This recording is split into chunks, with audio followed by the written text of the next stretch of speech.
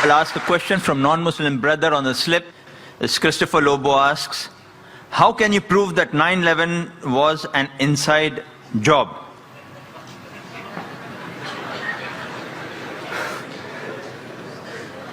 Brother Lobo has asked that how can I prove 9/11 was an inside job? I've got the proofs, I can repeat the proof, it has been proven by other people.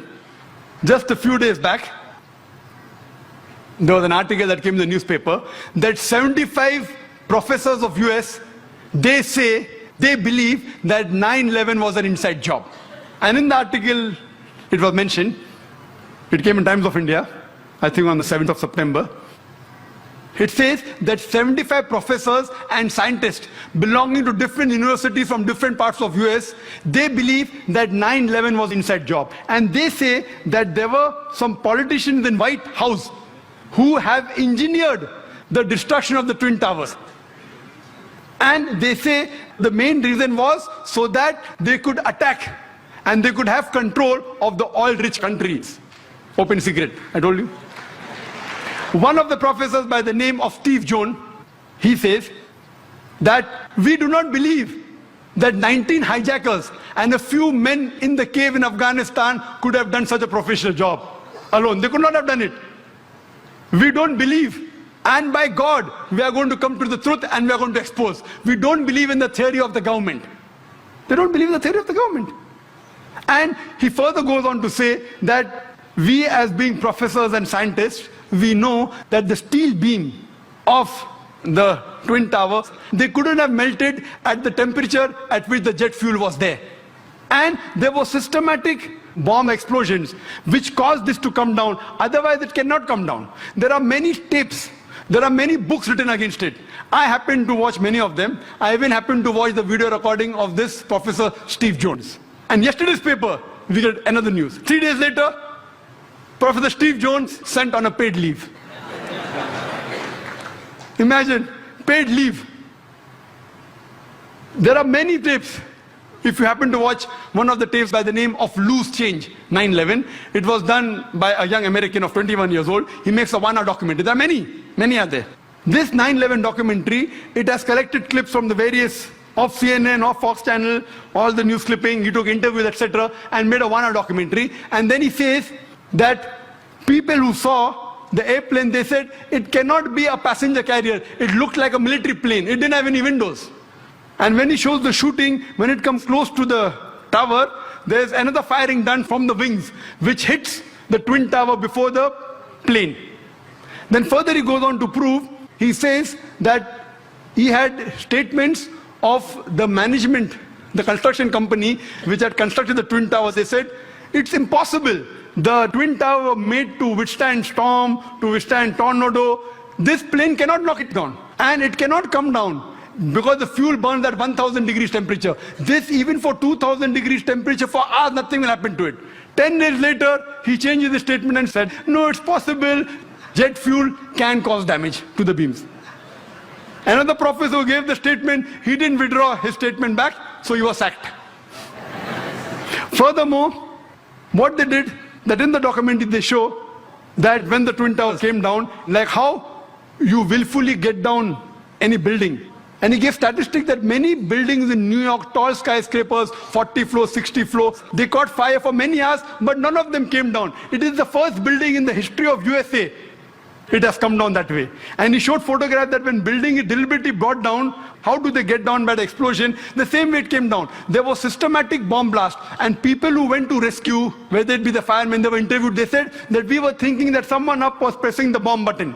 And the bombs were going out, boom, boom, boom. So how the Twin Towers come down? They have given proof. Furthermore, they say that all the proofs given by the government, they analyzed. They said 19 hijackers, some of them, they were trained as flying off the plane. They went to the university and they interviewed the professors. Do you think that this person can do such an act? Impossible. The way the plane took a turn, and I have personally spoken to senior pilots who have flown big Boeings and Airbuses for several years. They said it's impossible to take such a turn. And imagine just a new person of few hundred of us takes a turn. What the experts say, it has to be a military plane. Furthermore, information given by the government, phone calls were there. Phone calls. Phone call said that they said the passengers in the plane, they claimed that they were hijacked. One of the phone calls was by a flight attendant. She says that buildings, water, my God, my God. She's been flying for 12 years, hasn't seen buildings in New York.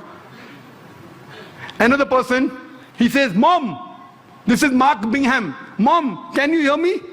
We are being hijacked. Do you believe?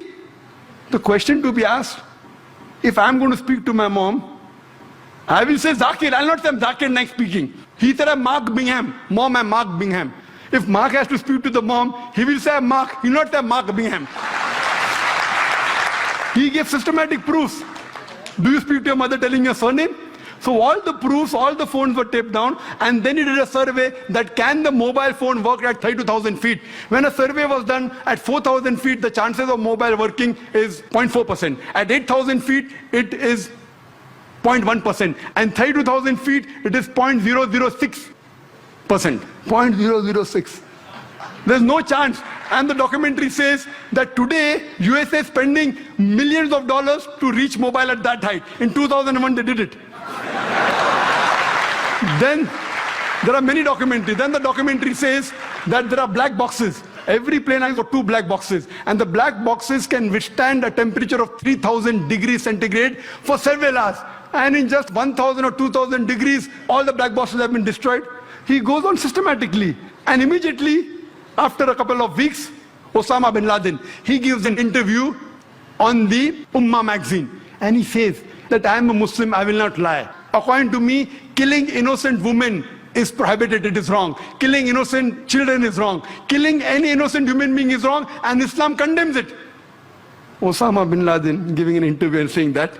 A couple of days back, you get a video clipping from Al Jazeera. Osama bin Laden training 9/11. Because 75 professors say it's an inside job, now they manipulate, and after 5 years they're showing on the television. Why?